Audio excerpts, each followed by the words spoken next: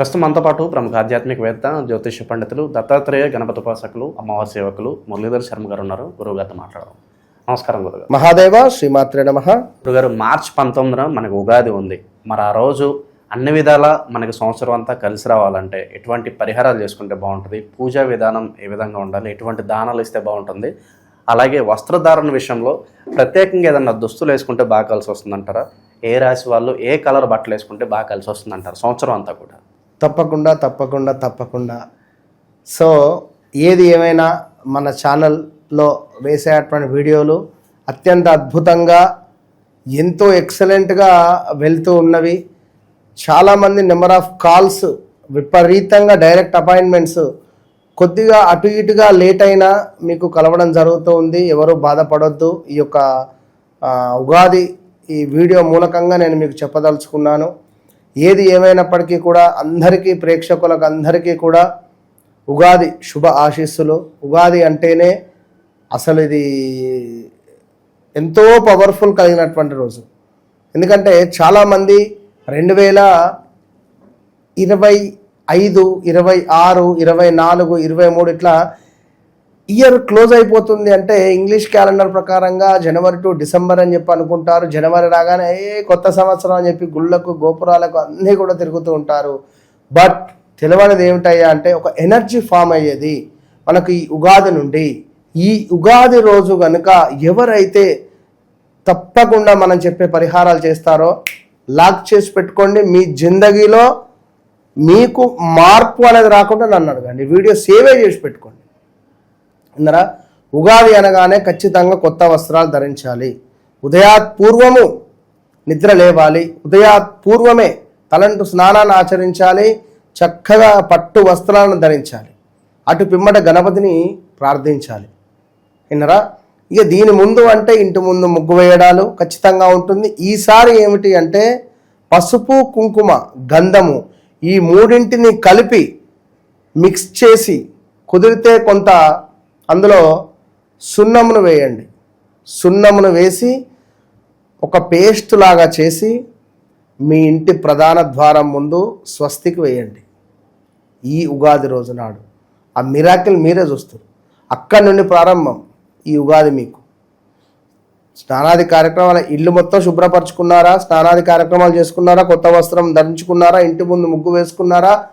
మీ ఇంటి ప్రధాన ద్వారానికి మామిడాకులను కట్టుకున్నారా? అటు పిమ్మట స్వస్తికి వేయండి.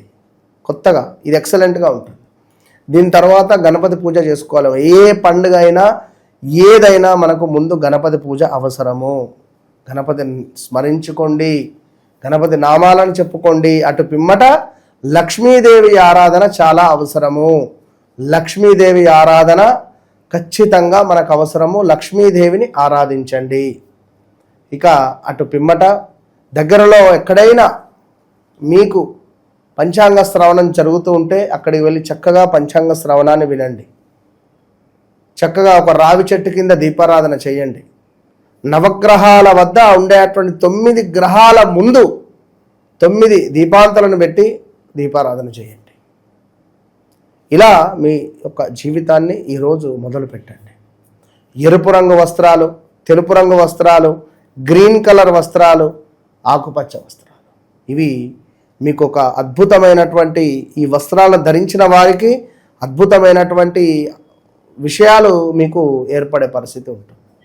శాస్త్రంలో మనకు ఈ పసుపు రంగు వస్త్రాలు శుభము, అదేవిధంగా గురు కటాక్షం లభించబోతున్నది.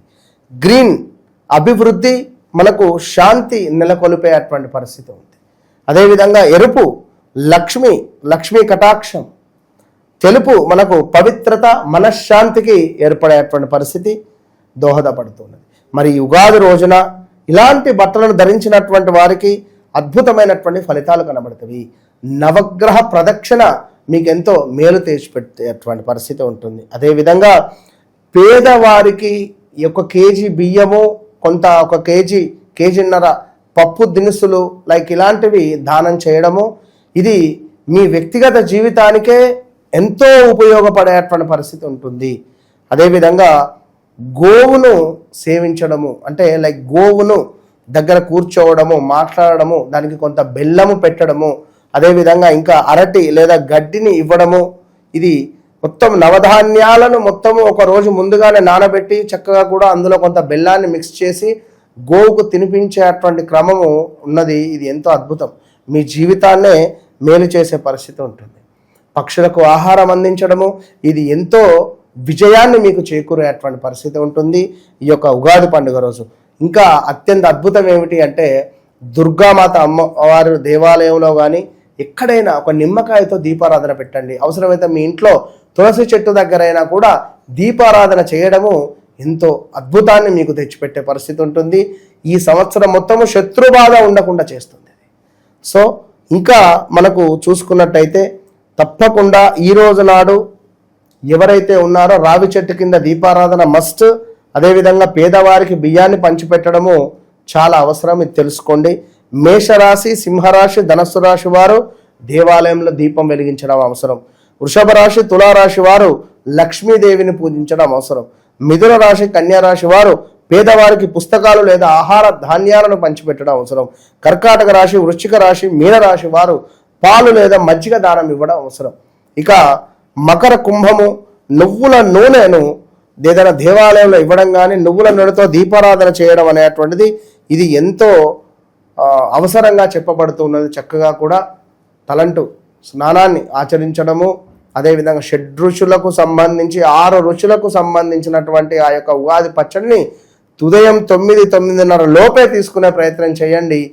రామనవమి రాబోతూ ఉన్నది, దానికి సిద్ధం కండి. All the best.